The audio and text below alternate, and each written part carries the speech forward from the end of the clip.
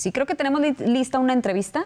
Nos acompaña el analista Federico Taboada para profundizar un poquito más acerca de este tema que está sucediendo en Acapulco y sobre todo comentábamos tú y yo afuera del aire, ¿no? La cuestión de la construcción y todo esto, cómo se está llevando a cabo. Federico, ¿cómo estás? Muy buenas tardes. Gracias por acompañarnos. Estimada Belinda, Jesús, ¿cómo están? Muy buenas tardes. Muchas gracias por recibirme aquí en este espacio. No, gracias a ti, Tocayo, por estar con nosotros. Oye, pues de entrada te preguntaríamos, ¿a qué retos en esta materia, como bien citaba Belinda, se enfrenta Acapulco en esta reconstrucción que tanto se ha discutido, se ha debatido? Bueno, primero que nada es que tenemos que reconstruir y construir Acapulco. Reconstruir mucha de la infraestructura básica, pública y de servicios que fue devastada por el desastre. Pero con una perspectiva distinta. Acapulco, como muchas zonas turísticas en México, exacerba la desigualdad que hay en un territorio. Por una parte, la zona turística suele estar muy bien cubierta, es donde mejores indicadores de seguridad hay, donde mejor acceso a servicios hay agua de mayor calidad y con mejor presión, es donde existe red eléctrica de muy buena calidad también, espacios públicos, transporte, conectividad. Pero por otro lado, en una zona muy cercana, pues hay zonas que carecen desde lo más básico, es donde vive el 90% de la población de Guerrero.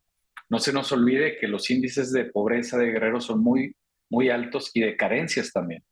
Entonces tenemos que reconstruir Guerrero, pero con una perspectiva distinta.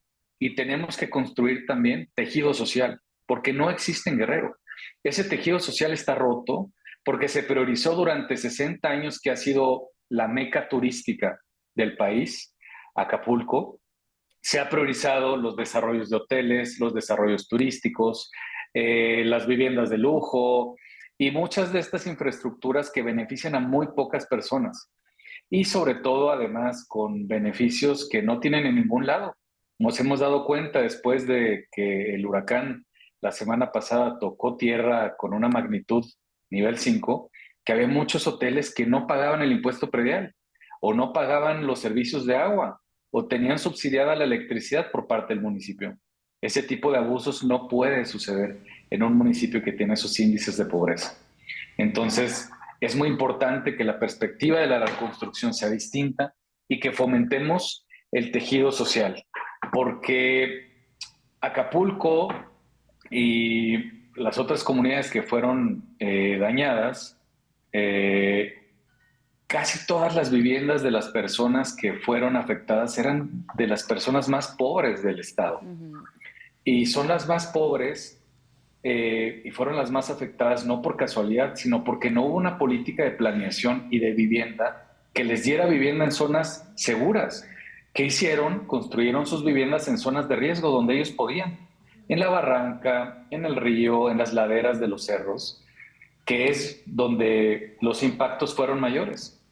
Yo comparaba hace poco la perspectiva que tuvo de crecimiento Río de Janeiro con Acapulco. Y tú lo puedes ver en dos imágenes ahí que yo colgué en mis redes sociales y se ve de manera muy clara. Río de Janeiro tiene un frente de playa de 250 metros. El de Acapulco era de 13 metros.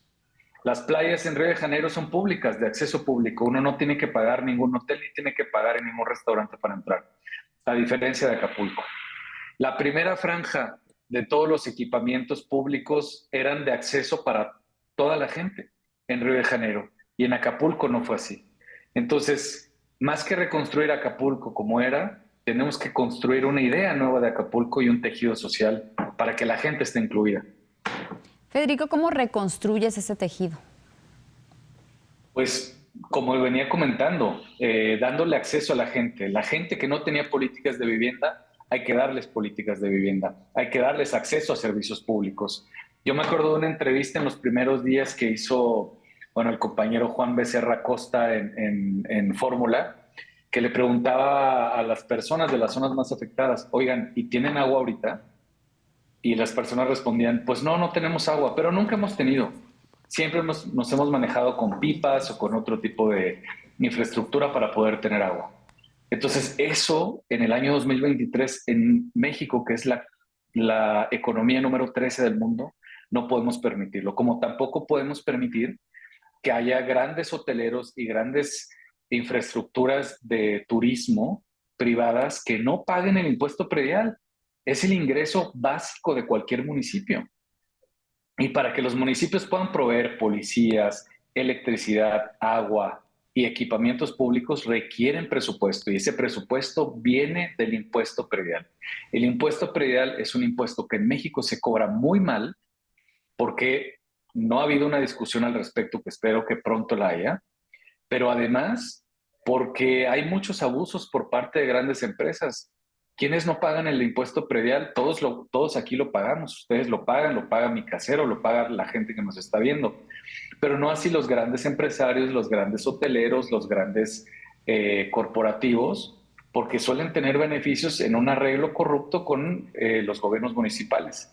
Y si no hay dinero, pues no va a haber agua, no va a haber servicios de salud. Yo siempre comento esto y creo que es muy importante.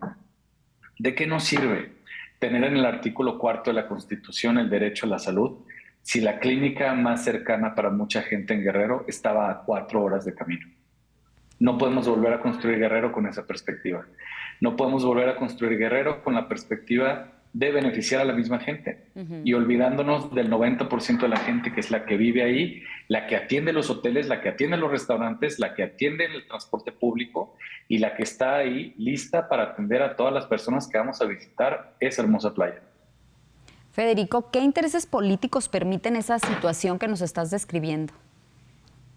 Pues bueno, hay corrupción definitivamente, pero los intereses políticos y económicos que no están divorciados unos de otros, ¿no? Ahorita lo comentaban ustedes en otra sección.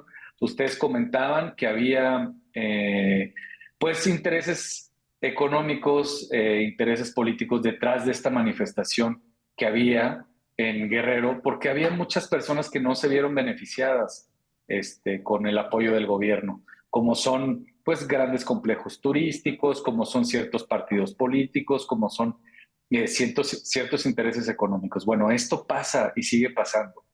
Y hace unos días, las cámaras de las industrias hoteleras en Guerrero estaban pidiendo un rescate con dinero público de sus hoteles, cuando esos hoteles deberían en primer lugar pagar su impuesto predial, en segundo lugar tener sus infraestructuras aseguradas, y en tercer lugar, tienen subsidiarias en otros países que pueden ayudarles a pagar la reconstrucción de sus hoteles. ¿Por qué tendríamos que hacer eso con dinero público?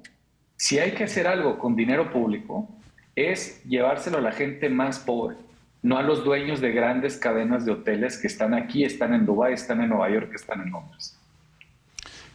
Mi querido Federico Taboada, yo como siempre te agradecemos estos minutos para Noticias 360 de la tarde y te estaremos molestando seguido. Cuídense mucho, Belinda, Jesús, un abrazo. Ya vi que van a tener a Renata, salúdenmela mucho ahorita. Claro que sí, muchas gracias. Bueno, y continuando con más información,